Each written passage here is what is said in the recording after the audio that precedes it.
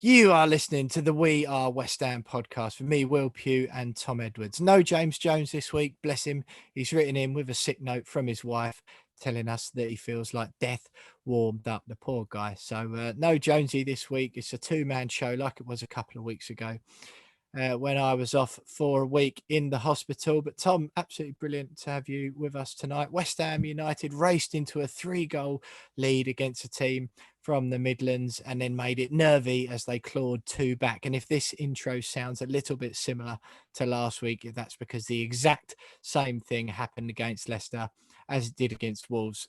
What are the chances, Tom? I just can't. You couldn't make it. I know people say that they are classic West Ham, and that phrase, it always annoys me in itself anyway. But it's unbelievable, isn't it? 9 goals scored from 3 games against Arsenal, Wolves, and Leicester. Absolute phenomenal achievement. But to concede 8 and 7, sorry, and I'd obviously win 2 of the games, but only by the odd goal in nervy fashion.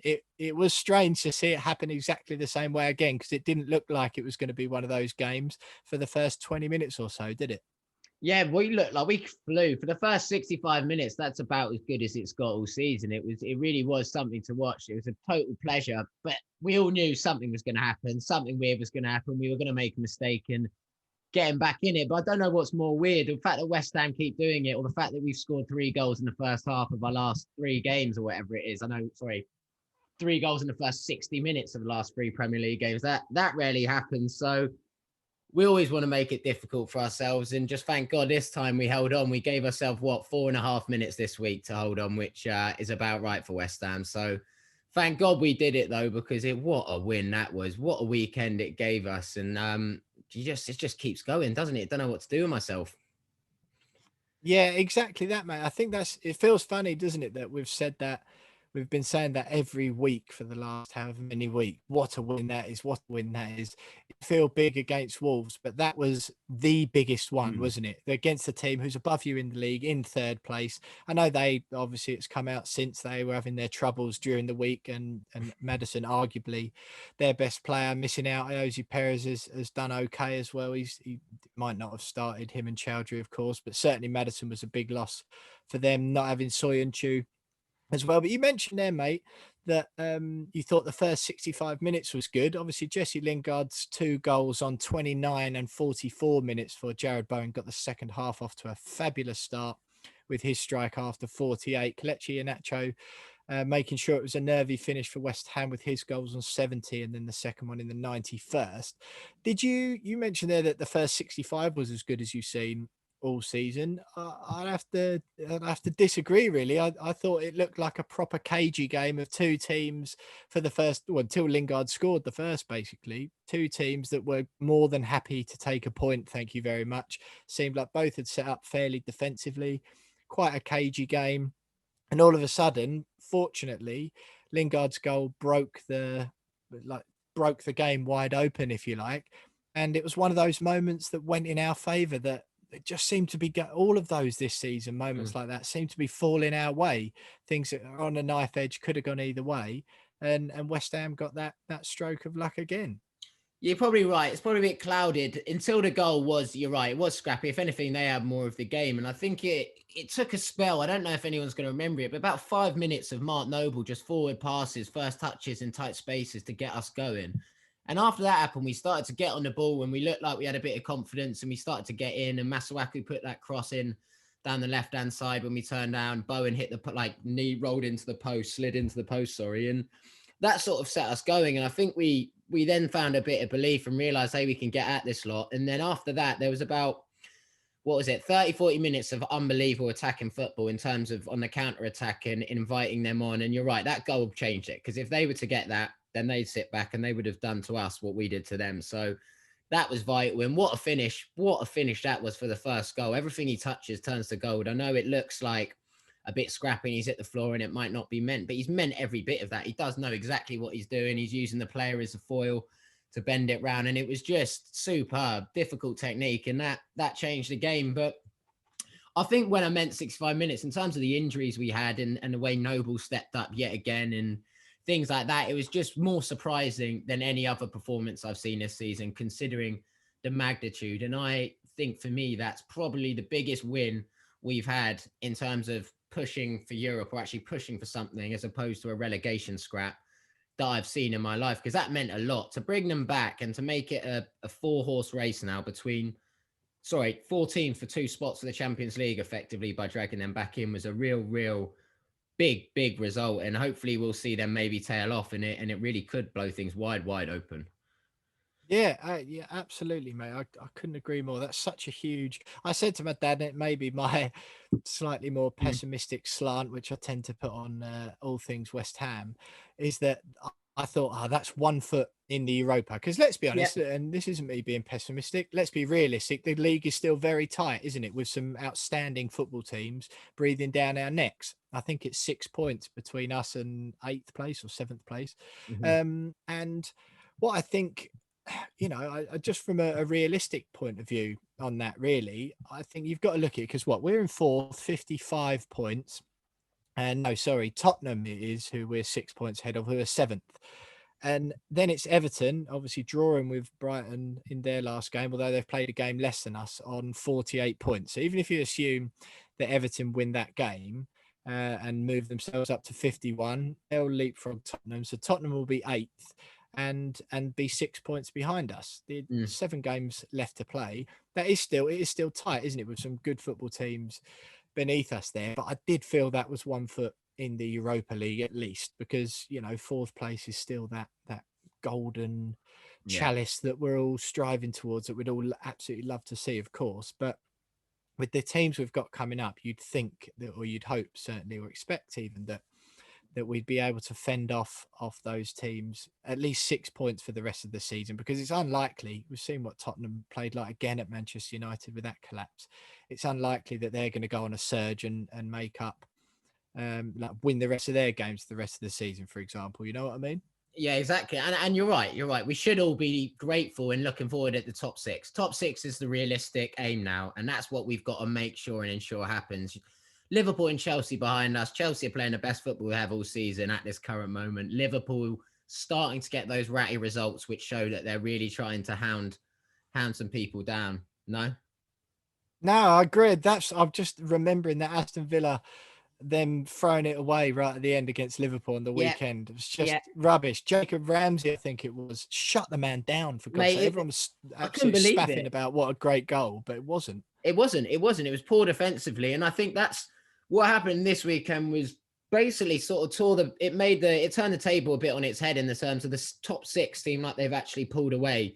I know 6 points is still nothing, but it sort of gave a buffer, and it's sort of a clear line now, whereas for the last 4-5 weeks, it's looked like anyone from 9th or 8th is in the hunt. And then suddenly this weekend, West Ham, Chelsea, Liverpool all win, and then Everton drop points, and Spurs, and it started to look like it's now between us top 6. And it'll be a really tough job to hold off those 2 teams, because the way they're playing and the results they're starting to grind out. And I know Chelsea have a relatively easy run bar the last 3. I think they've got a tough stint, so we could see them start piling on the points. But just got to enjoy it. And like you say, top 6 is really what we should be happy with. But it's hard not to get ahead of ourselves and think, when you look at the table, that maybe, just maybe, this is the year that we upset the elite and do something quite special.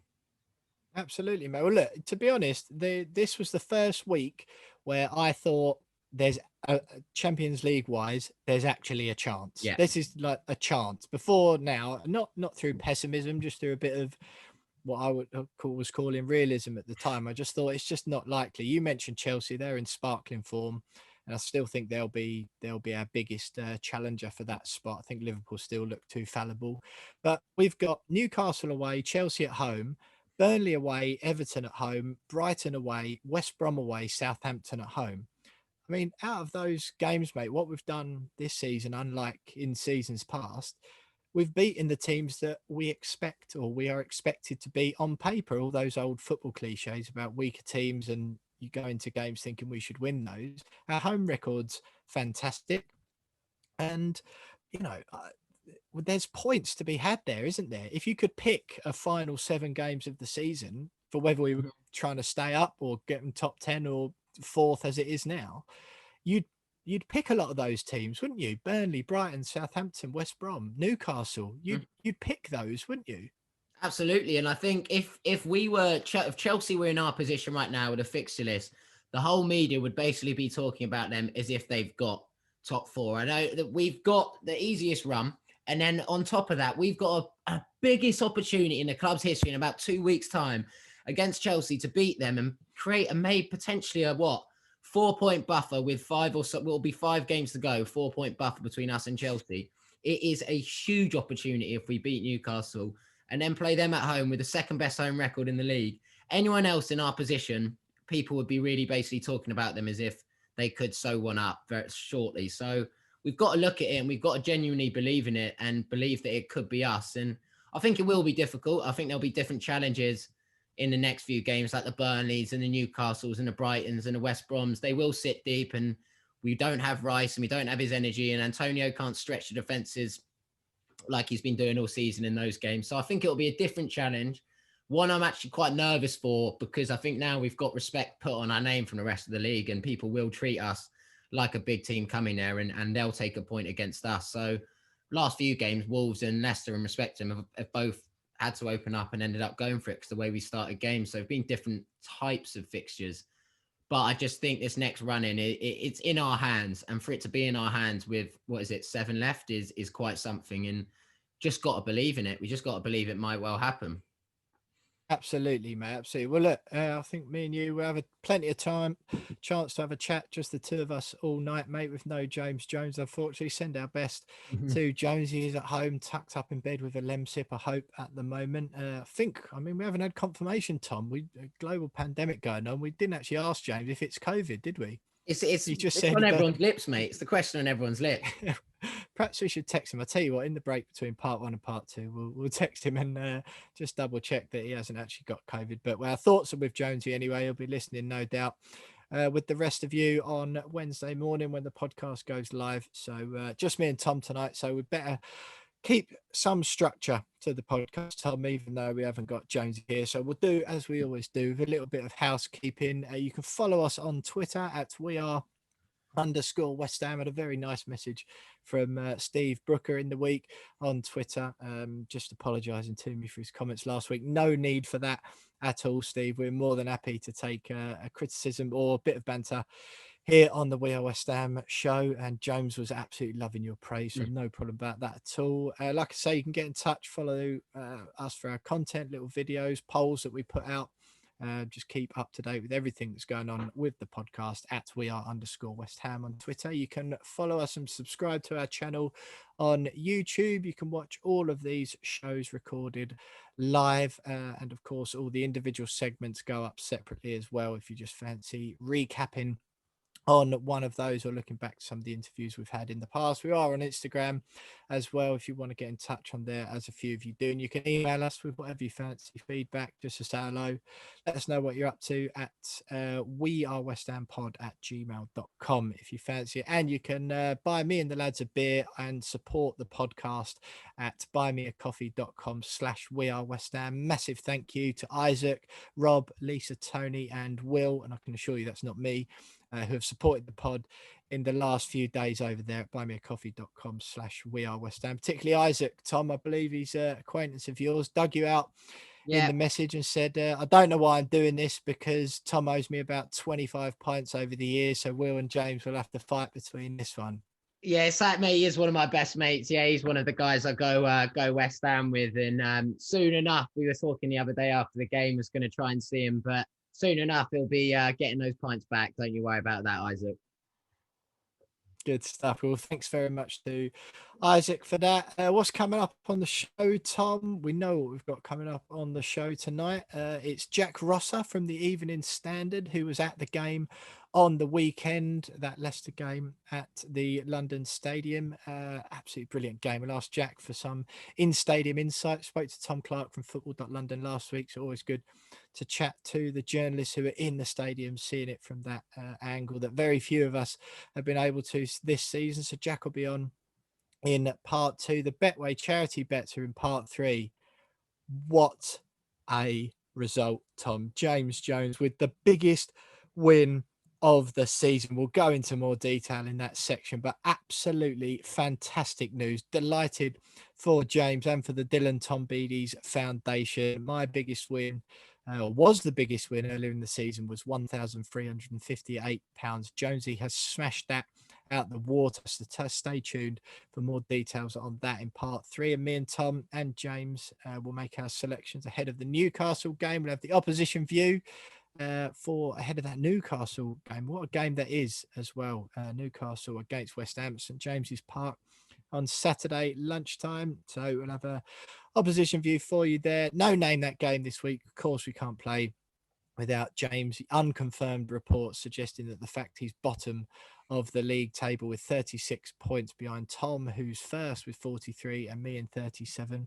Like I say, unconfirmed reports that's why he didn't want to come on the show tonight, because he didn't want to be on the end of an absolute hiding again when he would have been head-to-head against league leader Tom Edwards. The West Ham women, there's been no game since the 5-0 win at Reading. The FA Cup draw has taken place. Chichester City at home, which is Sunday, before an absolutely huge game against Aston Villa in the WSL on Tuesday night. We've got some Gilly Flaherty news as well before we'll wrap up with a brief Fantasy Premier League update. Me and Tom will say goodbye for another week, and no doubt we'll get excited for that European tour potential and the chance of a win at St James's Park. So, Tom, just what was your standout from the end of that Leicester game? Because there was less frustration from my perspective. There, it was annoying, and the defensive fragility was a little bit, I was a bit anxious towards the end, especially when Fofana put that header wide right at the death when it was 3-2. Were you frustrated with the goals that Leicester scored, or are you willing to take those on the chin if we're going to go Newcastle in the 90s and just happy to score more goals than the other teams can? Thing is, I was just happy to get through it, because you knew they were going to get in one way or another. I was very frustrated at the time with Masuaku's mistake for that goal. Not saying he didn't have a brilliant game, he did, but that was a total gift to get him back in the game. And that's the type of stuff that I reckon Moyes is seething, and you can see it full time. That's probably the moment which changed the game and made it so difficult. So I think that was a frustration, but to get through it and to battle hard it and to show that level of grit yet again, to get the job done in a matter of days after the Wolves won in the same fashion is frustration, but there's also positives that we're still getting over the line. And a special mention for Mark Noble. I think he's come in the last 2 weeks and he's stood up yet again for the club when they desperately need him, down to our bare bones. And it was just some performance from him. And I thought he got us going in that match and was everywhere. And just generally, now we're worried about what we'll do without him if he's got this injury. And that's hats off to him and credit to him, because I didn't think we'd get a point with him starting, really. I didn't think we'd look good. I didn't think we'd score goals. No one did. He proved it. Yeah.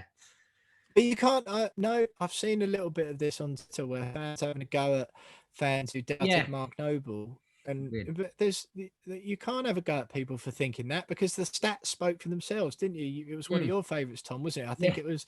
We hadn't scored with him on the pitch until the game when he started a game Declan a couple of games ago. Yeah, that was it. When he started a game, we hadn't actually scored a goal in the Premier League in the games he started, unless he was actually subbed off, and then we'd scored. So so you're right. But look, enough.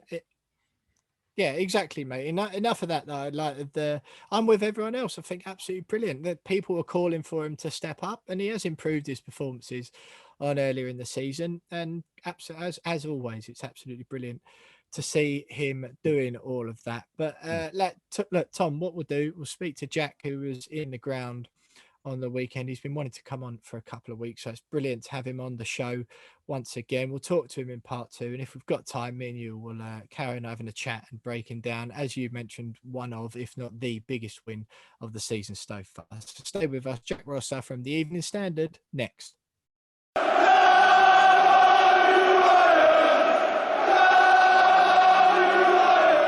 So you are still listening to the We Are West Ham podcast with me, Will Pugh, and Tom Edwards. No James Jones this week. He's written in with a sick note from his wife, so we have decided to excuse him. But I'm delighted to say that joining us for part 2 with some more reaction to that fantastic win against Leicester is friend of the show, Jack Rosser from the Evening Standard. Jack, it's great to have you back with us again, mate. I'm very sorry to learn that I'm interrupting you cooking a gourmet meal for your other half, but you're at the game on the weekend, a privilege that not many of us have had this season, but you've been lucky enough to see a lot of West Ham games. What was it like on the weekend against Leicester? First of all, I mean, it was all plain sailing up to about 65 minutes, wasn't it? And then everyone, the nerves start setting in. All of us are in the press box that have got everything written because you're cruising at 3-0 up, and then that gets torn to pieces. And then you can hear Karen Brady, which I don't know if you can hear on TV, but getting a bit nervous and starting to scream a little bit at every kick and every words header. like what we're hearing from Brady and Jack. These are the insights why we get you on, that you wouldn't be able to hear that on the TV. Just shrieks, mate. I mean, I think quite a fair few others would be doing exactly the same in that situation if they were in the ground. So I think she's probably, for the first time in a while, representing quite a few West Ham fans with that sort of reaction. It was a bit nervy towards the end. What did you make of the whole thing then, Jax? I know you weren't able to get to the Wolves game at Molineux the week before, but it's 9 goals for West Ham in 3 games against Arsenal, Leicester and Wolves is fantastic. Conceding 7, not quite as good, but ultimately 7 points out of those games is phenomenal stuff. What did you sort of make of the game and how it went? Do you think, did it look, as me and Tom were saying just now, that the goals are a little bit frustrating? I think we're going to cut Masuaku some slack because not only has he been out injured for a long time, so his fitness might not be there. Mark Albrighton came on, so he's having to do 90 minutes, which he hasn't done many of those for a long time. What did you make of it in the ground? Did you feel West Ham were comfortable and deserved the winners from a neutral standpoint? They definitely deserved the win, as I think they have done you could say they deserved the win in all 3, including the Arsenal game, which just completely fell away from them. But I think the way Leicester played in the first half, it was a bit, end to end. No one was really controlling it. And then West Ham just sort of took the initiative, worked out where the space was for them on the break. The pace of Jarrod Bowen really came off. I was sort of turning around to a couple of colleagues and having a pop at Bowen for being erratic and maybe not able to finish as comfortably. And then he goes and sets one up and then tucks one away. So that's a really big bonus. Obviously without Antonio there, you're going to need someone else to step up alongside Lingard to help out going forward. And Bowen's done that. And it's testament to him, really. He's struggled for goals and then he's got 3 and 3 over the last 3. So I think that sort of sums up the confidence going forward. Obviously, what's happening at the back is a concern. Angelo Ogbonna's Are you concerned, Jack? That's what I was going to say. The defensive fragility? It doesn't feel very sustainable to me. And again, I'm not trying to rain on everyone's parade here or poo-poo things, because I'm delighted and I genuinely do. It's the first saying to Thomas, the first time I feel like we've got a chance of the Champions League. But defending like that, 7 goals in 3 games doesn't. You're not always going to score 3, are you? So. Yeah, how do you look at it? Yeah. Because obviously we're only looking like that when we only look fragile when we're against teams who are going gung ho. So there's 2 ways of looking at it, I suppose. The one thing that's alarming is that you've gone from looking so secure all season. A 1-goal lead, you would have almost put your house on this West Ham team to defend that. A couple of months ago, wouldn't you? The way they've been playing, Ogbonna's been a massive miss. Dawson has been a good addition and has proved a fantastic signing, but without Ogbonna next to him, he's starting to look a little bit exposed. I think Diop as well has his merits and he's done well, but he's just not as assured and composed as Ogbonna, is he? So he's a big miss. Creswell, of course, will be a big miss over the next few weeks if that's how long he's out for. So there's just a bit of imbalance and it's coping with that. They've done it so far, losing Declan as well. Again, it's just all sort of unfortunate timing with taking that composure away. So it is a concern, but like you say, and I think the manager said it afterwards as well, when you're going and scoring quite as freely as they are, it lessens that just a touch, doesn't it? Jack, one of the main reasons, if not the main reason, that we are so freely scoring is because of Jesse Lingard. And up until this week, I think everyone was presuming he'd have this season and we'd sign him permanently. But it's come out that Madrid, PSG, everyone's watching him suddenly and Arsenal are going to get him. What do you actually think will happen with that whole transfer deal in the summer and that saga? Do you think it'll be as easy as West Ham getting done, or do you think it's going to be a real complicated one and it will go long into the summer? I'm not sure how long it will drag on for, but whoever, if anyone can get it over the line, then it is going to be a difficult negotiation. Man United aren't the easiest to deal with. They certainly weren't when they were looking to get the loan deal over the line in January. That took a lot of negotiations to and fro. There certainly are other clubs that are looking at Lingard after what he's done at West Ham. I think you'd be daft to expect that there wouldn't be, and of course Man United would have stuck his valuation up as well. There is a feeling there. Solskjaer's said it on the record, and you know, people behind the scenes have said it as well, that Man United's intention was always for him to go out and get some games and see what happens, and then he'll go back. Whether that's his intention, I think it's starting to come through that if Lingard wants to leave and wants that assured game time, which he's just not going to get at Man United, then he's the one that's going to have to start pushing it. He's had no indication from United on what they want to do, whether they want to loan him again, whether they want to sell him, whether they want to give him a new contract. He's out of contract at the end of next season. So they've got that dilemma that's always there as to whether you cash in or keep hold of a player that's so confident and playing so well. So it's going to be a difficult one. West Ham have definitely got a shout. Whoever gets linked with them, West Ham are well in with a shout. They've got a fantastic case that's been built since he joined, and the relationships he's got at the club are key to that as well. So they're definitely in with a shout when it comes to the summer, and they definitely want to do it. The money's there as well if they need to do it, as long as United aren't too silly with their valuation. Yeah, well, he was back up in Manchester last night, Jack. He was at the Ivy with Marcus Rashford, so perhaps he'll bring him with him. Perhaps we could do a deal for both of them. But look, I think with 12 months left, even though he's been absolutely phenomenal, realistically, Jack, I mean, correct me if you think I'm wrong, I think that's a 25 million-ish fee there. All right, if all those other teams are supposedly linked with him actually are serious about it, maybe it drives it up to nearer the 30 million mark, but you're not going to pay that much more money for a man with 12 months left on his contract, I wouldn't have thought. But from his point of view, sorry, go on. You can't let United get too silly, can you? That's the thing. No. 25 million's maybe there or thereabouts. Obviously where you finish changes how much you'll. Well, that's what I was just going to say. That's what I think. He's enjoyed himself so much that if we get European football in any guise, even just the Europa League, I appreciate it's not the glitz and glamour of Champions League, and maybe his performances have warranted a Champions League team, but any other Champions League team, he's not guaranteed the game time, I don't think, certainly in England and maybe abroad. But is he going to want to do that? I just think for a man who's been quite unhappy and so unhappy for so long and completely out of the spotlight, he's obviously loving it, being the main man again, being talked about, just playing good football. I think that all people are so quick in the modern day, because that's what all the stories are always about: transfer fees and wages, etc., etc.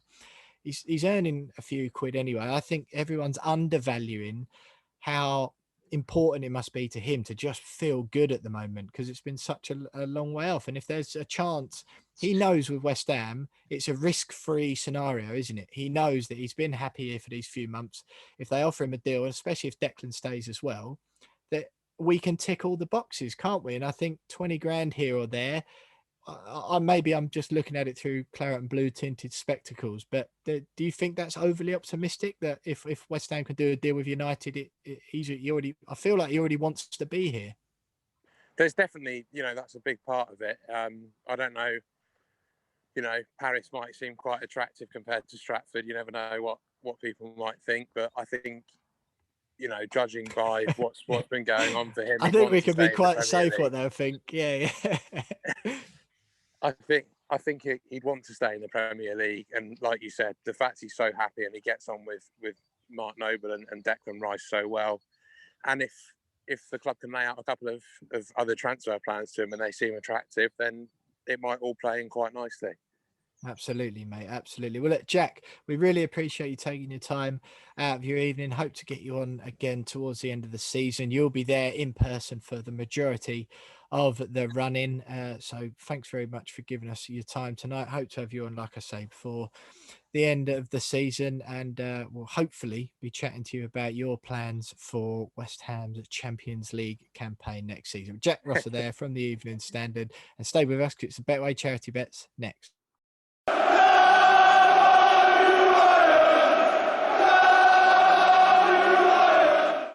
So Jack Rosser there from the Evening Standard. Jack in the London Stadium at the weekend, witness it in person, and quite the revelation there. Karen Brady screeching the team on towards the end, just as Jack said, just like the rest of us were at home. I was definitely making a few weird sounds as Leicester pushed for that equaliser towards the end. Tom, just quickly, we'll do the Betway charity bets in a minute. Some absolutely fantastic news on that front. I just want to wrap up some of the Leicester stuff with you. Jack's mentioned it there, about the fragility, and I think he's right. I do, it might be a bit uncharacteristic for me, but I do want to kind of cut the team. And like I mentioned about Masuaku there, I was at the time thinking, oh, what are you doing? But then I thought, well, this is the second 90 minutes he's played in the Premier League for months, and it was only when they threw the fresh legs of Albrighton on that he started looking a bit leggy. So, cut him a bit of slack, I think, there. And even the team,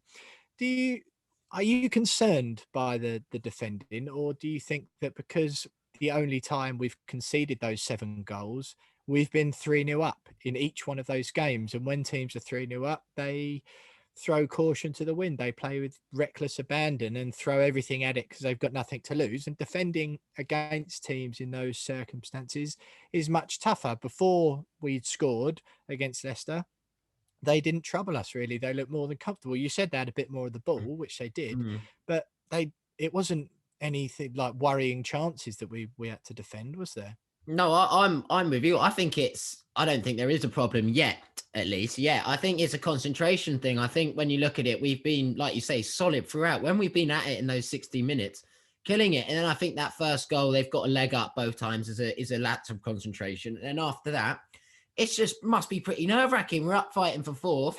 They realise what's happening, and the team drops back 10 yards. And you can see Moyes, Nolan, everyone. It's not a back four problem. It's not individual errors. It's team mentality, and it's the lot of them who are at fault for it. And I think that's the overriding thing. And it's just got to hope that these games are getting them out early, and the later we get, maybe that we've gone through the period where they doubt themselves in games. And I think Souček came out today and said that we've just got to be brave, and we've got to stop being safe, and we've got to kill games off. And maybe that 3-0 is there. Exactly. That's pretty killed, isn't it? Yeah. I think he was basically saying for 90 minutes, we've got to be at it. And I think it ultimately is just a concentration thing. And then suddenly when the first goes in, memories of Arsenal, and they drop back. So with Ogbonna back, with a few more changes in, hopefully now no one else wants to go for a heart attack. So maybe that they will wake up this week and we won't have that scenario. Yeah, I know what you mean. Maybe then we'd feel like that if we were only 1-0 up, wouldn't we, towards the end? So I think I'd rather see us score 3. The one thing I will mention, mate, and I've proper had it, not just with VAR, because everyone slams VAR as if that's the problem with all these things. I think the majority of the problems, if you ask me, are the rules themselves and the referee's interpretation of these things. VAR is just the vehicle through which they're viewed, isn't it? That's just a lens and a screen. That's what VAR is. But the Lingard goal where Bowen gets down the right and slots it across for him, I didn't even cheer. And we've just gone 2-0 up against the third place team in a race for the Champions League. And I sat on the sofa and I almost sniggered at my dad sort of went, hey. And even his was like, it was measured. And I just said, oh, no, that was offside, wasn't it? And he's like, oh, I did look it, didn't it? And it's like, oh, hang on. And you're waiting. And then the VAR bit comes. And obviously I was delighted when it wasn't offside. But it's like, oh, blimey, man. Like, is this what it's come to? Like, we've just scored and gone 2-0 up against Leicester City, who are third. It looks like we might make the Champions League. And I'm not losing my mind cheering at that. It was a bit of a strange one. Yeah, but I do think, I mean, I don't know about you. I've not... West Ham aside, football as a whole, I've not enjoyed watching the Premier League less ever in my life, I don't think, than this season. Man United, Tottenham, I don't want to go off on too much of a tangent here, mate, but Man United, Tottenham, that's goal getting disallowed for that thing with Heung-min Son when he's trying to foul McTominay. Just the whole thing. But I do just think it's odd. West Ham, back to West Ham again. It makes me laugh a bit. It's a bit odd and funny how we only look defensively fragile when we're actually trying to defend. Typical. When we're going for teams, we look pretty good. Just one thing I think we do have to mention on that Leicester thing there, Tom. Lucas Fabianski. Yep. outstanding. I mean, what a save that was, the one where he stretched. I think it was Ricardo Pereira who was through on goal. Full stretch. And I don't know, I'm sure you think you agree, he's definitely going under the radar this season. And I think I haven't felt as comfortable with the man between the sticks since peak Adrian, to be honest. Yeah, I agree. I think he's even way better than that. I think he had a lull in form to me. I was getting a bit worried around back end of last year and midway through it when he had the injuries and stuff. I didn't think he was quite at it.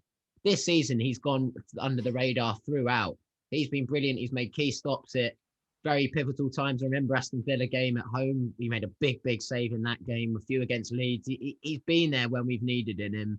And that one was superb keeping. I did have a worry about him for a couple of months, and now I'm well over that. And the club are talking about Sam Johnson, or I've seen a few rumours of that. And I think our money's better spent elsewhere. I think we can get a few more years out of Fabianski because he really does look like he's stepping up to the plate for me. Yeah, I mean, obviously we've extended him, haven't we? But yeah, no reason whatsoever. I totally agree. So Tom, I think the best way to sign this up, and we've covered it quite a bit up until now. Jesse Lingard, an absolute class above. Pleasure to watch him play. We've chatted to Jack Rosser there and got his thoughts. He does seem happy at the club. But what I think this summer could, depending what happens. And you know what, if we get Champions League, phenomenal, mind-blowing. If we get into the Europa League, also brilliant, also absolutely spectacular given where we were last season. And I think if we do that, the Europa League or the Champions League, I think from my perspective, this summer could be a pivotal moment. And I think the club could make a huge statement about who we are as a club now, the sort of club we are, by nailing a deal for Jesse Lingard as quickly as possible at the end of the season. And if they can sort out Declan Rice as well, give him a new contract this year, and just say to him, if he does want to go, he might not still, they might be able to sell the project to him if we really look like we're going to push on and achieve something. Give him a new contract as well, make him one of the club's highest earners. He obviously deserves that. It guarantees his value. We've been through all this already. Definitely do that. But what a message, Tom, that will send to not only the fans, but to all the other football clubs. And even if it has been, there are, of course, those fans who are disgruntled with the board, those who want him out, regardless of what they do. I've always been of the stance that I just want what was promised to us fans when we moved from Upton Park, which was an action that hurt me and hurt tens of thousands of others. But what a message that would be if the club were to stick that flag in the ground and say, right, yeah, Lingard's our player. Declan Rice is staying for at least another year. We're going to make a proper crack of it next season. Because what I want going forward is that no one anymore, be it what the wider media, West Ham fans or fans of other teams, look at West Ham United with this high-pitched surprise voice when they go, oh, look where West Ham are in the league. Aren't they doing well? No one was expecting that, blah, blah, blah. Everyone smiles and enjoys all that, but I don't want that chat anymore, Tom. I want everyone to expect West Ham to be in those positions, not for it to be like, it feels like it's a bit of a summer holiday for lots of people at the moment, particularly some fans who just go, buckle up and enjoy the ride. Yeah, absolutely. But this is what I want season in, season out. And I don't necessarily mean Champions League, but I mean in the mixer for 6th or 7th place with 7 games to go, even if we were 8th or 9th now, but just to be in with a shout and for people not to be surprised and for us to give it a real fist in Europe if we get there next season. What do you think of that? Oh, absolutely. And you have, to be fair, you always said it's about competing and it's about the results and it's about being a side that we were promised and thousands and millions of West Ham fans were. And I'm on the same stance of you. We shouldn't be grateful for this. We by no means should be grateful. We should enjoy it and be delighted with what Moyes and our team has done. But they didn't think Moyes was going to do this. Moyes was a lucky charm. They thought Moyes would keep us down the bottom and just manage to salvage us, keep us up and keep us ticking along. He's gone over and above. And now we're in a position where we've got to do the opposite of what we did after 2015-16, where we did it on the cheap. We signed Faguli, we signed Edmilson Fernandez, we signed geezers no one had heard about in the world other than Faguli, decent, but on a free transfer at the end of his career, doesn't care. We need to do what you said, sign Jesse Lingard, use this as a pivot season where it's like that is the end of that mediocrity rubbish. We're going to spend money. We've got a 60,000 seater with fans coming back this season, Champions League or Europa League. and we've got to make a fist of it. We've got to get squad in, and we've got to make and take advantage of this, because not often a team like Leicester or West Ham gets in the top 6. So when you get there, you've got to cement yourselves as one of the better teams. You've got to attract the players whilst you're on top and take advantage of that with Rice, build around him, build around players in Europe, and say, look, we've arrived now. Look what Leicester did when they won the Premier League. Fine, they had a bad year the following season, but they went to the quarterfinal of the Champions League. And then after that, they haven't been outside the top 6. They bought those players, they built, exactly, and they developed, and they've carried on. And that's Leicester City, a club in the Midlands who won nothing before that, a couple of League Cups, and nobody cares about them. And now they are, rightly so, and they deserve to be up in the top 6 year in, year out. And there's no reason why we can't upset the elite. Tottenham are on the way out. They're going to lose Kane. They're going to lose all this. Chelsea have their own problems. They always do. Tuchel won't be there probably in a year or so. So there's an opportunity. And like you say, Lingard will be that. The football he's playing is a joke. There's not many in the world playing better than him at the minute. And he loves it, and he loves being around it. And we'll have a core of English talent with Nobles last season, Declan Rice, Lingard, Bowen, Cresswell, Antonio, on home values that West Ham are brought up on. And we've got a real opportunity to make him the centerpiece of something really exciting. And fingers crossed, this isn't the last year that we're up there. Maybe, like we said, not top 4 every year. That's outlandish and that won't happen. But top 6 and top 7s and being in the cups. So I totally with you. And this has got to be the start of something, not the end. Yeah, you've hit the nail on the head there when you brought up what happened after 15-16. That never in the club's history was there. Well, no, I'm not going to go that hard with it, but never in my lifetime since I started watching football, West Ham in the early 90s, never has there been such a peak of momentum to be taken advantage of at West Ham United as that season, and it all came just crashing down. And I think someone put it quite well recently that it just ended up being coming down like a sandcastle. And I didn't think we'd get another a period of momentum or like we had then, but this is damn close, isn't it? It's not the same because the stadium move excitement has gone. Everyone knows what the state, but it's in a weird way, it is like the stadium move again, because there's been no fans. Fans are excited to get back to the London Stadium, aren't they? No one's been there for a year. You're right. For the first time, probably. Other than when we moved there, when people wanted to check it out and see what it was like. People are desperate to get back in the London Stadium at the moment, and they want to see the team again. Either it's not built around one player, a mercenary who would be there for 1 or 2 years. We've got longevity there. We've got people we brought through ourselves there, and there's a real chance to grow it. And I'm absolutely with you, mate. Definitely, Tom. I think, and the onus is on the club now, and the owners to grasp that nettle and grasp and go with it and run with this momentum this time. Learn from the mistakes in the past. They've seen the kickback from fans. I don't care what you say. I know there are fans, lots of them, who won't forgive Gold, Sullivan and Brady anymore. And okay, I can't argue with people who say that. And I don't either. I understand that totally. But what I've always wanted is my football club to deliver the promise, their half of the promise they made with the fans, the match going fans, when the move was made. And this is their chance. For me, I'm not forget about it and wipe it away forever, but it will go away to absolving a lot of the stuff that's gone before. Even if it took a little bit of a long time, you can still be a bit grumbly about that. But if we take advantage of this, Tom, and these are the sort of seasons we're having year in, year out, that's the football club that I want and that we were promised. So I think this is the summer to do it. And then I think after this, mate, if none of that is done and we don't take advantage and it reverts back to the half-arsing it, the bargain basement signings, using COVID as an excuse, all that sort of stuff, then all of these people who have a go at the naysayers at West Ham and the so-called negative fans and all that sort of thing, no one can ever have a go at people like that again. If this opportunity that we're going to have this summer isn't taken by the club, then no one can criticize anyone who complains about them in future. Do you think?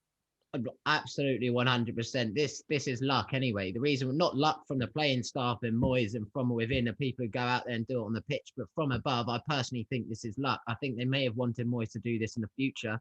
Absolutely not now, and they probably didn't think we were ready. and now they've got this opportunity, and they basically got, I know Lingard's not be all and end all, but he's a large part of it. And a lot of eyes will be on what happens with that transfer. If that doesn't happen, you just know tongues are wagging, and people are really going to struggle to forgive them anyway, because it just seems like such an obvious one, unless he goes to PSG and Madrid, whatever. Yeah, exactly. Yeah. But no one else. He can't lose into a rival. We can't let United sit him on the bench. Well, Arsenal. I mean, he's not going to go there. United won't do business with exactly. Arsenal, And it's just, but you're right. This is the year where, like, I didn't think this chance would come. I thought maybe in the next 10 years we might get to a final or a semi and have a day out at Wembley and have a right laugh. But to be up there in Europe and to do a sustainable team for 38 games in a season, I didn't think we'd be able to build one with the way we were going about our business. So this is it, and this is a year in, and soon time will tell. And thank God, for many reasons, we're getting to the end of the season. Yeah, absolutely, mate. Get rid of Anderson as well. That's give Declan Rice all of his money, 140 grand a week. Well, it is. Well, David Moyes, give him whatever like him. Get rid of him. Yeah, you use that money for Declan and Lingard, but I feel good about it. After that, the win at Leicester, Tom, I've really started to believe and hope. So happy days. Look, I enjoyed that. Some great stuff from Jack there. Lovely having a chat, just the two of us. Nothing against Jonesy, of course. Misses dulcet tones over the radio or the podcast as we are now. But look, we said we were going to do the Betway charity bets for some excellent news involving James Jones in his absence. So I know I've already done this link already, but actually stay with us this time, because we actually are going to do the Betway charity bets next.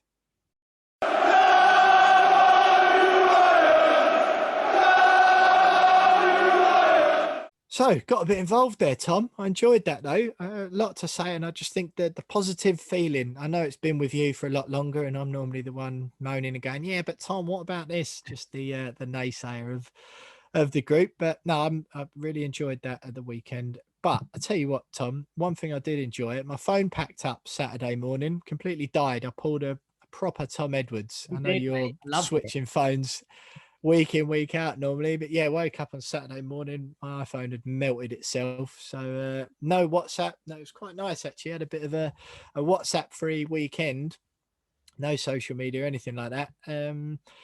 One thing I did see, though, I messaged you boys on Twitter just to let you know I was still alive on Sunday night. I think it was in the end. I thought, oh, just in case my new phone doesn't turn up today, which fortunately it did. And I was greeted with the absolutely fantastic news, which I'd forgotten about during the game, that James Jones won his Betway charity bet for that Leicester game. James Jones picked Jarrod Bowen to score anytime, both teams to score, and Jesse Lingard to have 3 or more shots on target at 40-1, with the £50 charity bet stake from Betway that me and the lads get each week for our bets for our charity. Based on that amount of money, Tom, James Jones won £2,000 for his charity, which is the DT38 Dylan Tombides Foundation. Absolutely phenomenal stuff. £2,000, and Betway have already agreed, Tom, to double all of our winnings at the end of the season. So what that really means for Jonesy there is that it's 40 grand, if only 4,000 quid that has gone to the DT38 Foundation for him this week. I mean, it's absolutely phenomenal stuff. Like I said, my win, Angelo Bonner, earlier in the season was a 28-1 shot. I think I won about 1,300 quid on that one with my bet. Then James just smashed that out of the water. What a win that is. Oh, mate, unreal. What a way to top off an unbelievable win. We've got close. I've got close to 2 weeks before, and just to get a big winner again was superb. And I know James has been getting a bit of stick from Tracy to get some money in. So very, very good to see him get that done, and credit to him. He's been close a few times this season, and he was due another one. So very happy for him, and I know he'll be grinning from ear to ear and tucked up in bed. Yeah, absolutely, mate. So just to quickly clarify, I was quite close. Well, I wasn't actually. Yeah. I had both teams to score, Craig Dawson to score anytime, and Leicester to score last, at a 16-1 shot. Leicester did score last. Craig Dawson didn't really come close. You had both teams to score, West Ham to win and Noble to score. I think you were holding out for a pen then, weren't you? But no such luck. So just to clarify, Tom, the total leaderboard as it stands now, James has raced into the lead with that win. So he's pulled in £2,547.50 for the DT38 Dylan Tombides Foundation. I've raised £1,310 for the Bobby Moore Fund. You've got 260 quid. You've been so close the last 2 weeks, just missing out on corners each time for Isla's fight. And of course, we had the Rib Man who come on as our guest earlier in the season and won 1,100 quid with his bet. And that money is split between all three of the charities. So it's looking pretty good, Tom. If you add just another 330 quid to all of those totals there, and like I say, the important thing to remember is that Betway are doubling these at the end of the season. So you've got 3.5, we're looking at nearly 10 grand that we've raised for charity this season, Tom. Through obviously massive thanks to Betway for that. But that's a huge win for James, and it will do so much for the DT38 Foundation, that money as well. Still got 7 games to go, 7 bets left to have, 7 opportunities for each of us to win some money for those charities. You start off then, Tom. Can you let me know what you've gone for this week? I'll tell you mine, and then you can tell me what James is having in his absence. This week I've gone West Ham to win, Bowen to score and make it 4-4, and I've gone under 2.5 goals. I just think that this goal glut has to end at some point. Either teams letting him in and us scoring. I just think at a certain point it has to end, and I think this might be a bit of a scratchy game. Yeah, fair enough, mate. Fair enough.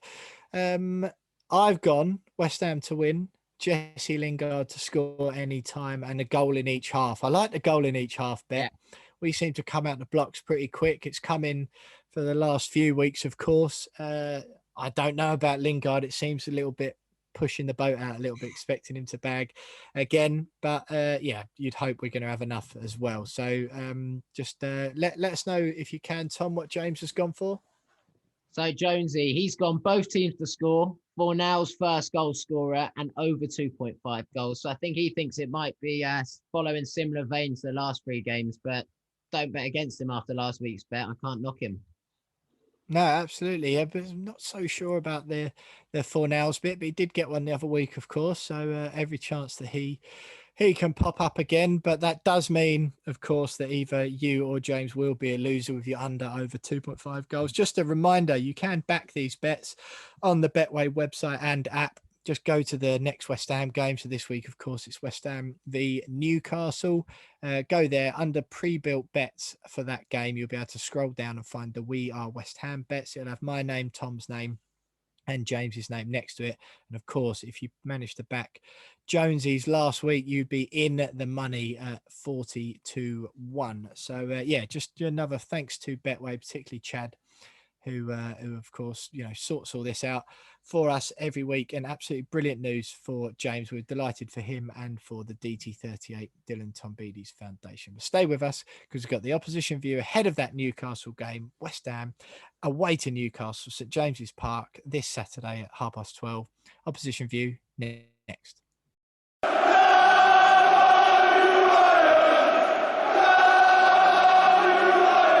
So the Betway charity bets there, Tom, the biggest win of the season so far. James bagging 2 grand for the DT38 Foundation. What a charity bet win that is. Biggest one of the year, like I say. But I'm delighted to say that joining us to look ahead to West Ham's next game away at St James's Park, Saturday lunchtime, 12:30 kickoff, to let us know perhaps if our bets have got any chance of winning this week is Ketch from the Searching for Shinies podcast, also for his day job, a football editor at the Newcastle Chronicle Live. Ketch, it's brilliant to have you with us, looking ahead to the most hated owners derby. A huge game at the weekend for both teams for completely different reasons. First of all, for you boys, a huge win against the other team, or one of the other teams in Claret and Blue in the Premier League at the weekend. Fantastic win. It looked to me, I caught a bit of the game. It looked to me like you deserved it as well. Good to have St Maximin back, of course. But yeah, what did you make of that huge win? Yeah, massive, absolutely massive. The team, Newcastle, was shocking in the first half.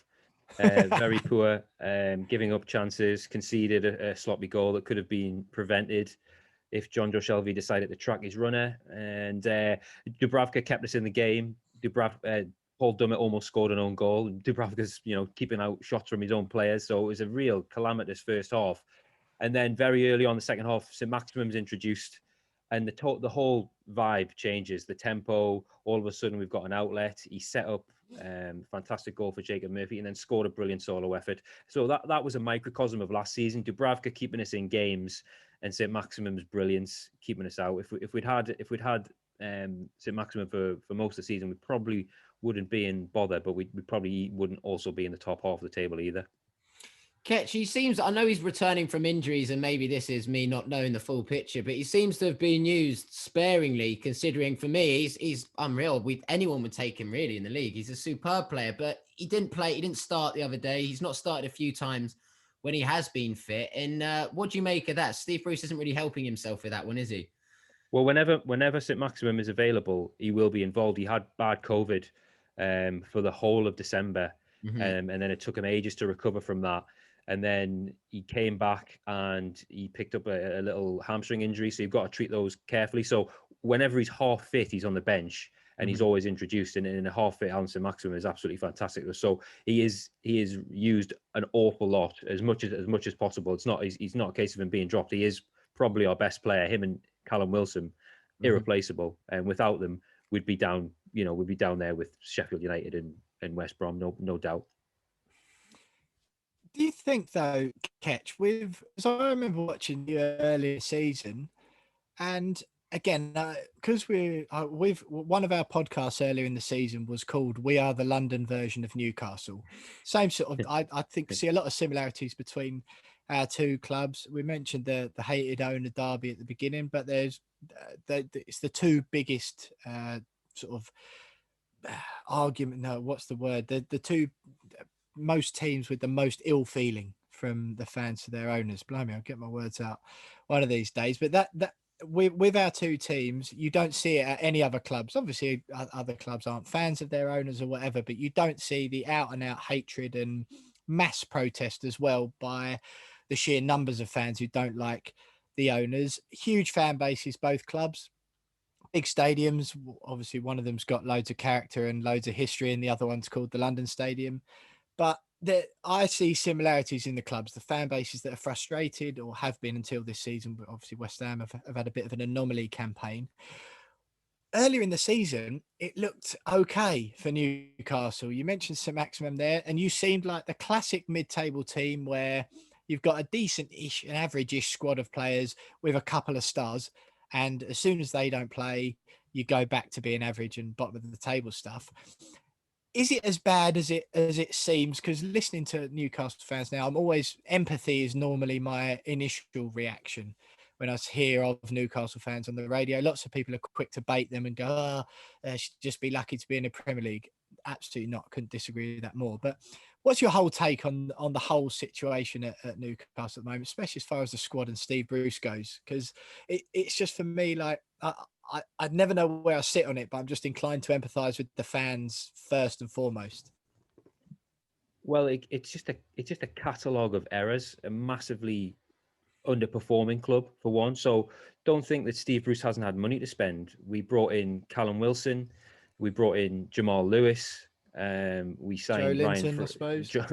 Joe Linton for 40 million when we could have had Jarrod Bowen for 20. So it's just mistake after mistake after mistake. Mike Ashley completely loses interest with the club, and then all of a sudden he wants to sign Joe Linton. Why does he want to sign Joe Linton? Rafa didn't want Joe Linton. Steve Bruce had never probably heard of Joe Linton. All of a sudden there's 40 million pounds for Joe Linton to come over, and he's terrible. He's a striker who doesn't score goals, and Steve Bruce persists with him and plays with him. So he's got some good players at his disposal. He's got a better squad, I think, than what Rafa had. Yet the selection and the setup is shocking. We go to Sheffield United and play on the back foot. Sheffield United, who hadn't won a game all season, were there in January trying to soak up play and nick one at the end. Like, what kind of a setup is that?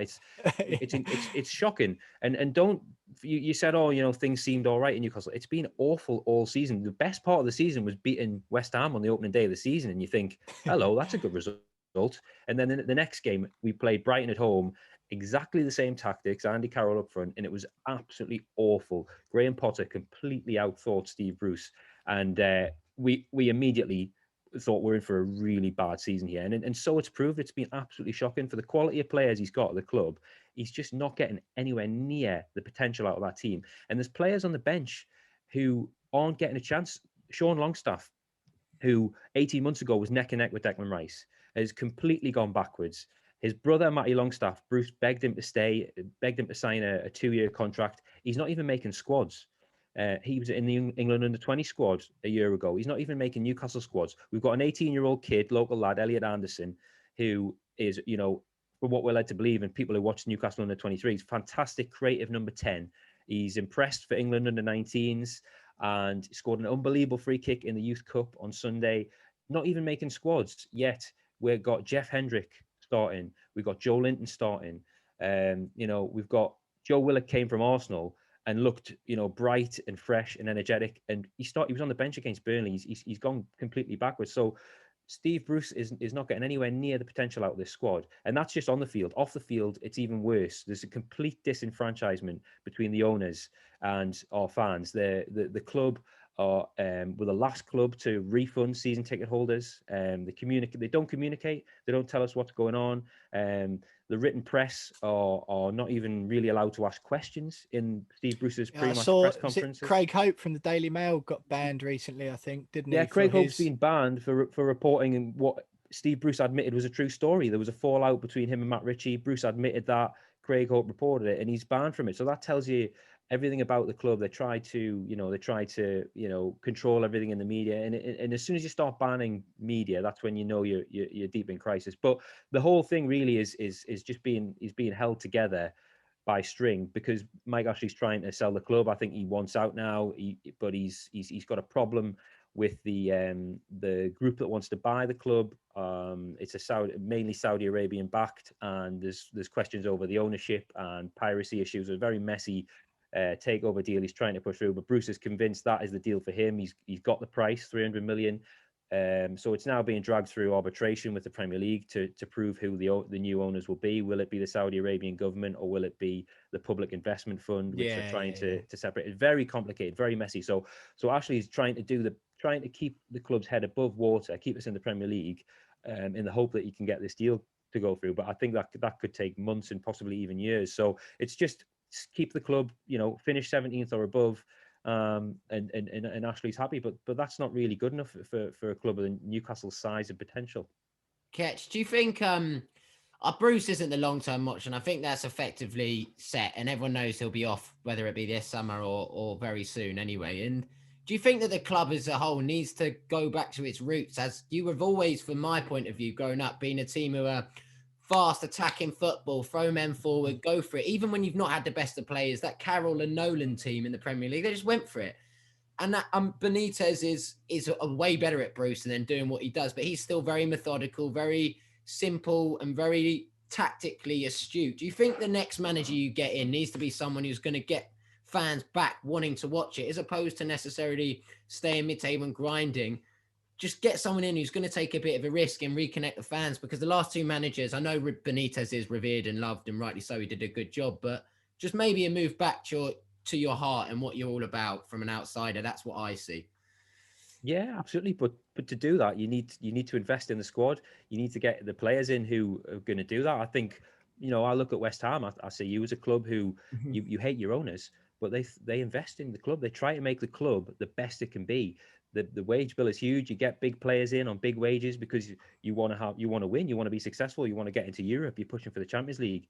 Prepared to take a risk and pay big money to entertain the fans and bring success to the club.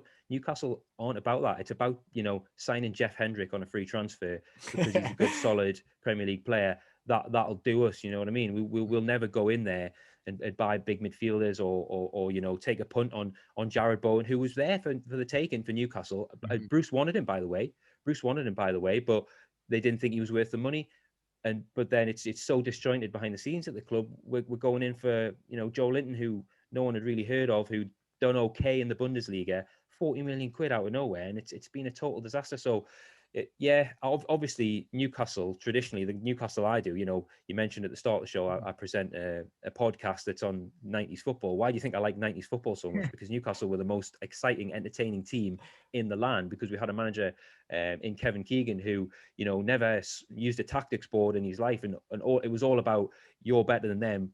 Go out and entertain these fans. They've paid good money to come and watch you. Go out and entertain them. Even if you lose today, let's at least lose 4-3 and have a go. Whereas at the minute, Newcastle just aren't having a go at all. It's sitting back, it's soaking up pressure, it's rigidity, and it's trying to catch them on a break and hoping players like Callum Wilson and St. Maximum can nick something. And that's the other thing. Our forward line on paper is amazing. Almiron, St. Maximum, Callum Wilson, but they're just completely used in the wrong way. And it's been a really tough season. I'm very jealous of what you boys are doing down in West Ham.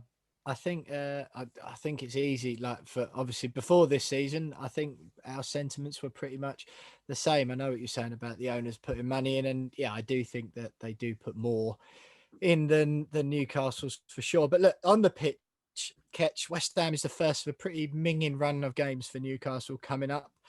Obviously it's a huge win against Burnley at the weekend. Do you think you're safe, or do you think it's lose these next 5?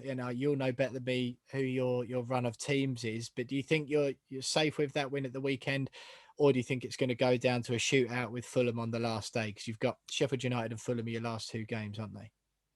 Yeah, well, that's what we want to avoid, because I just don't fancy us at all in that situation, going head to head with Fulham on the last day. It's a terrifying thought, to be honest with you, going into the last day needing to beat the opposition to stay up. It does feel safe now, to be honest. There is still a bit to go, but 6 points clear with a game in hand.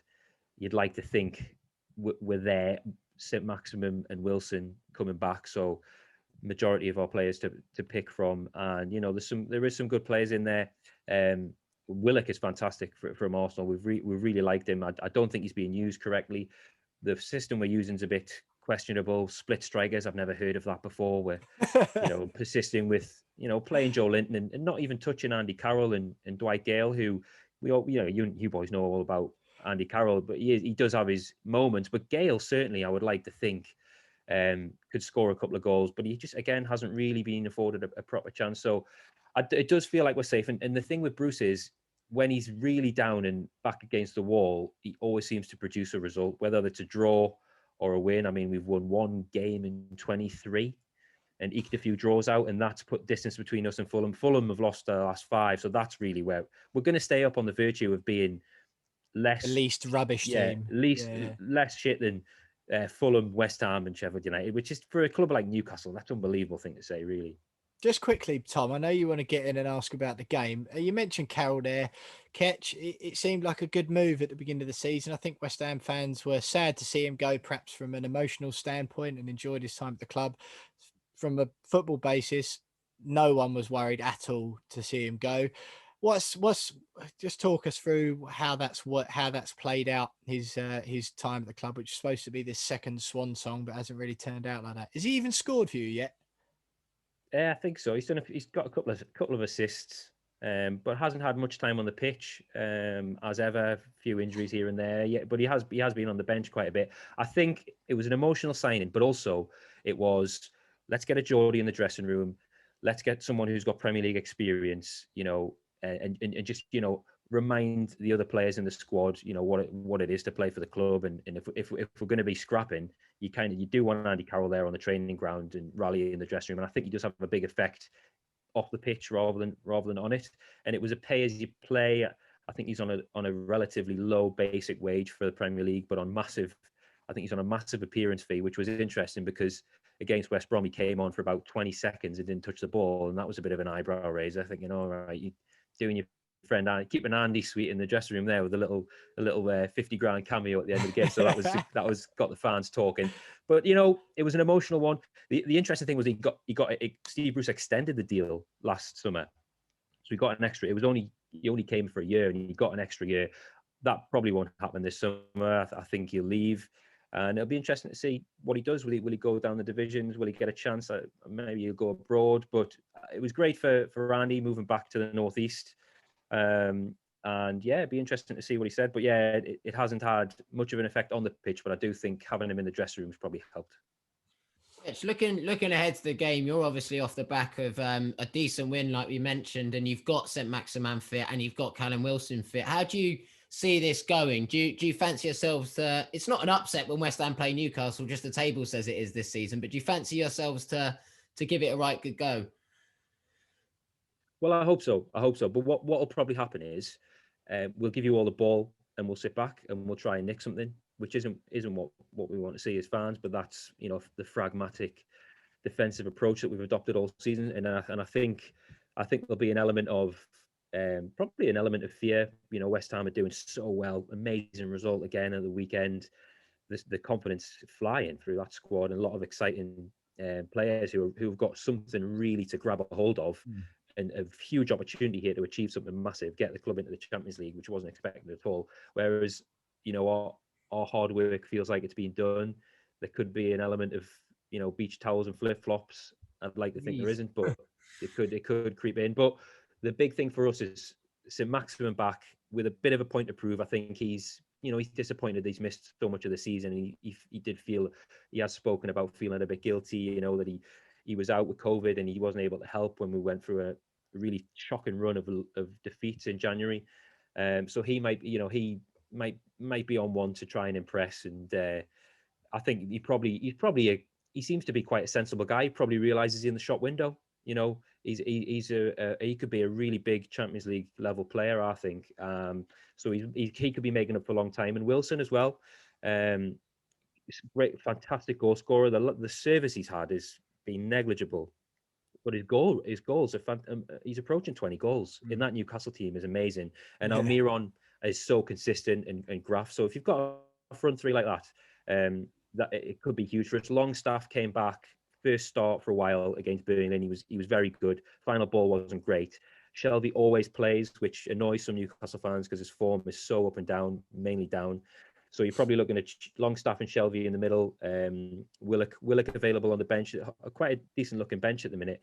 And we're a little bit fragile at the back at the minute with Lascelles out. And we've got a great keeper. Again, I think Dubravka could play in the Champions League. I think he really goes under the radar. He's a very underrated goalkeeper. So on paper, it's great, but we'll see what the setup's like.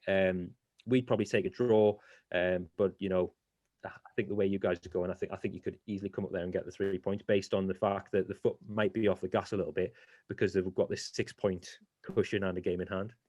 Absolutely. Well, look, Ketch, it's been absolutely brilliant having you on. Just quickly before we let you go, give us a score prediction for the game Saturday lunchtime, early kickoff, Newcastle v West Ham, St James's Park. I think you'll win 3-1. Best of luck to you. Excellent. I must admit, Ketch, we've had most people come on, all the opposition views come on this season and go, I think we'll nick a win. Because I think in the back of their mind, they still think, West Ham can't keep this going. But so to be honest, after we have those, we normally go and win. So it might be a bit of reverse psychology and you might be lucky. And what a double that would be for you over us this season. But look, Ketch there from Search of a Shinies podcast, also a football editor at the Newcastle Chronicle Live. It's been absolutely brilliant having you on. Thanks very much for joining us, and stay with us because we've got the West Ham women's section next.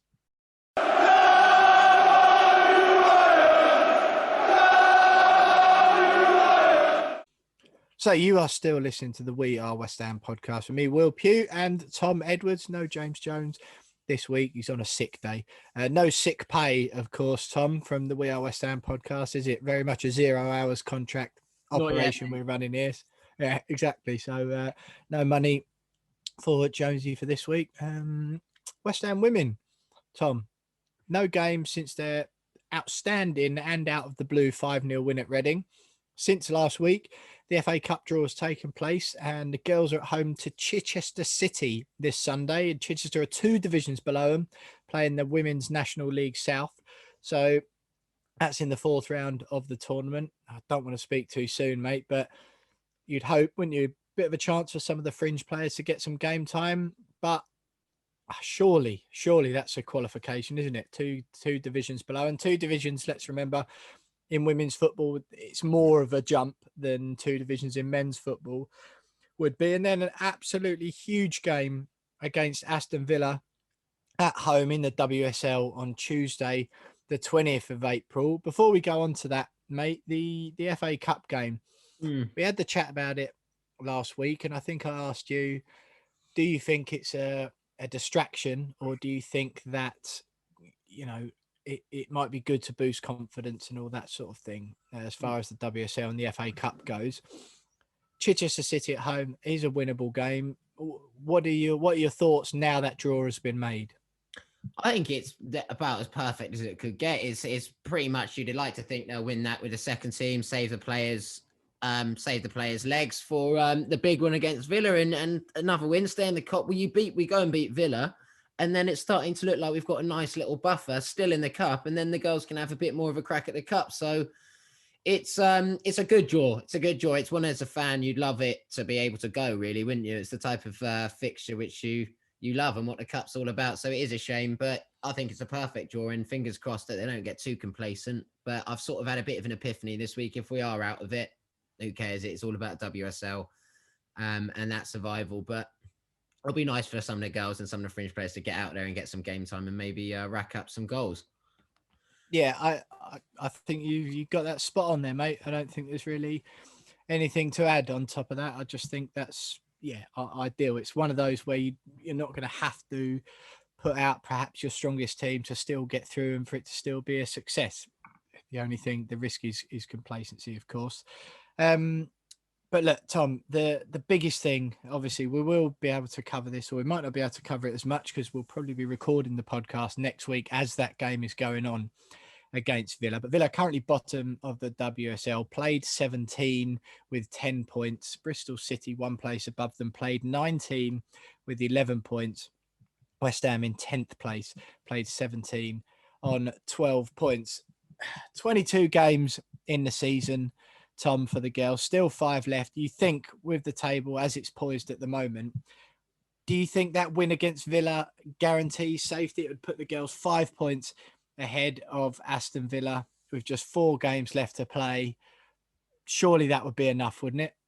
You'd like to think so. And considering Villa's form, I think that'll be however many losses on the spin. But looking at their recent form, they have certainly lost their last 5. So I think that'll put it into bed. I think the confidence it'll do the girls be a world of good. And I think they'll go on and play a bit more confidence if we get a result then anyway, and pick up a few more points. And to go 5 points clear of Villa, the mental blow it'll be for them. And they'll probably feel like it'll be done, really. There's not enough time to claw that gap back in the form they're in. I can't see them winning 2 games back to back, so should be enough, and fingers crossed they do it.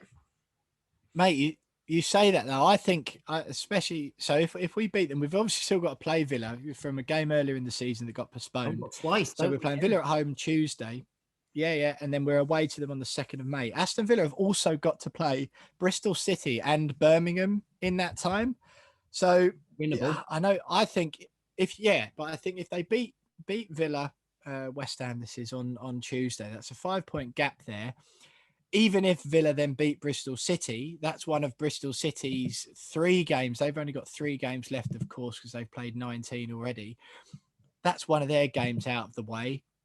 And then I just can't see, like you mentioned, Bristol City have got home to Manchester United and then away to Brighton on the last game of the season. I think it's not pretty by any means. Obviously, the win at Reading was great, but I just think that given the situation for the 2 teams that are beneath, I think they've just about eked out enough, and especially with the win against Villa on Tuesday, that would be it. I think safety just by hook and by crook, but enough to go into next season's WSL when the new deal kicks in, which is all good stuff.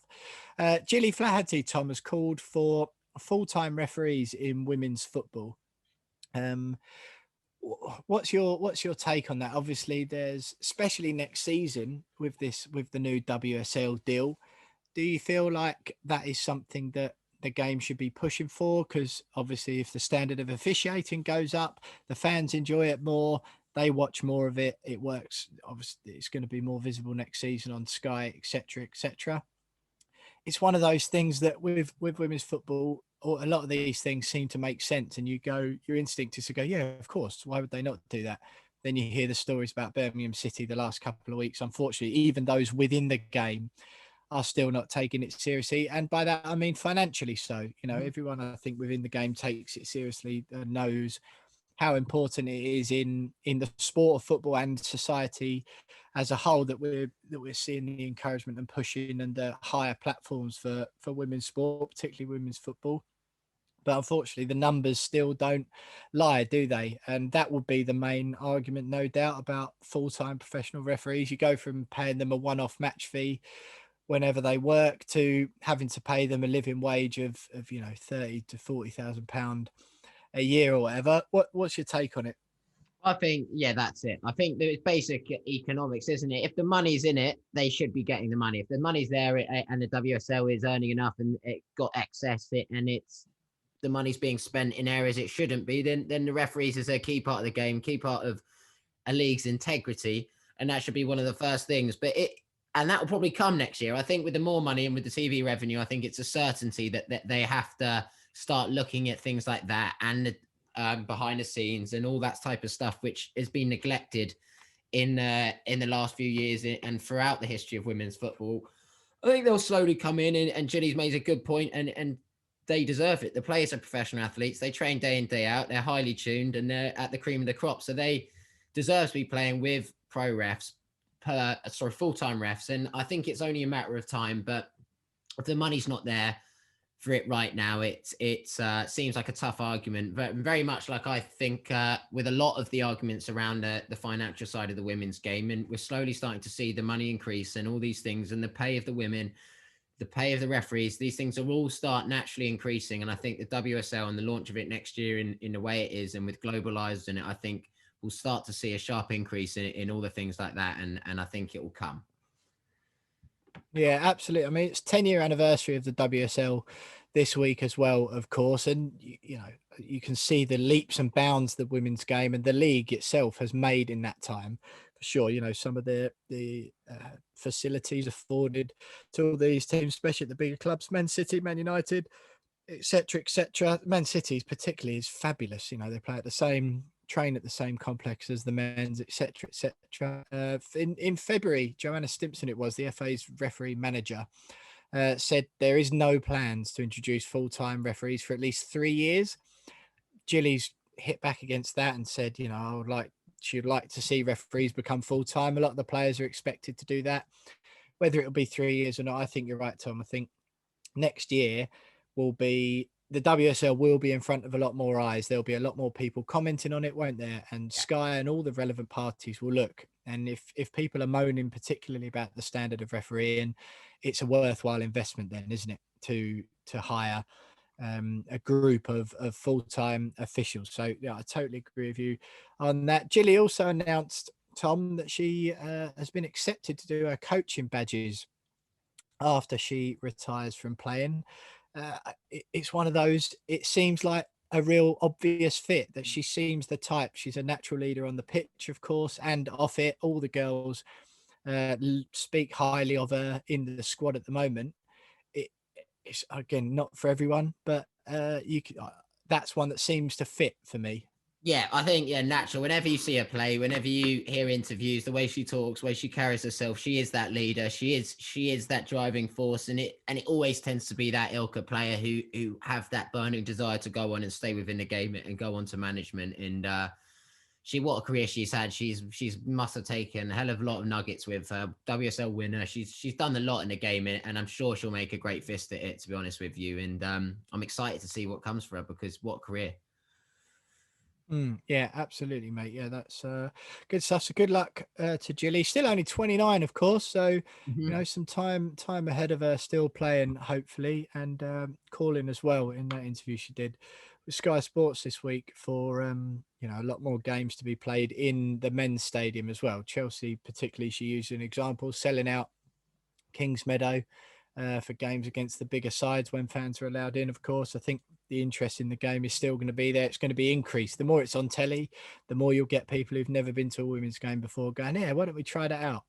And I think it'll be good, and having it in the men's stadiums as well only encourages that. So good stuff for West Ham. Bit of a strange season it's been so far. That game against Aston Villa is absolutely huge, and I think if they get a win out of that, Tom, then that will be it and that will be enough. Well, that is also nearly it for the We Are West Ham podcast this week. The James Jonesless We Are West Ham podcast. Feel like I've enjoyed it actually, Tom. It's been nice to have a chat, just the two of us, especially after another win for West Ham and the feeling that Champions League is a real reality. But stay with us because we'll have some final thoughts from me and Tom and a brief Fantasy Premier League update before we say goodbye next.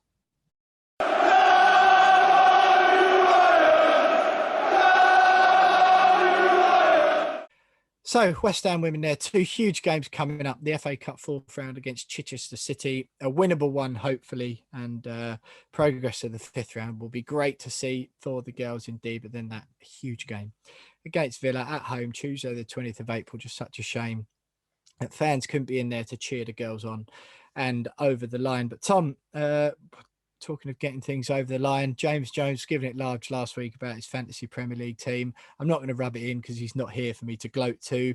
He got 40 points last week. You got 44 and I got 75. It was a total fluke, I'll be honest. I captained Aubameyang, went a bit left field with it. Vice-captained Lingard. Stuart Dallas, who incredibly scored twice as Leeds beat Man City away.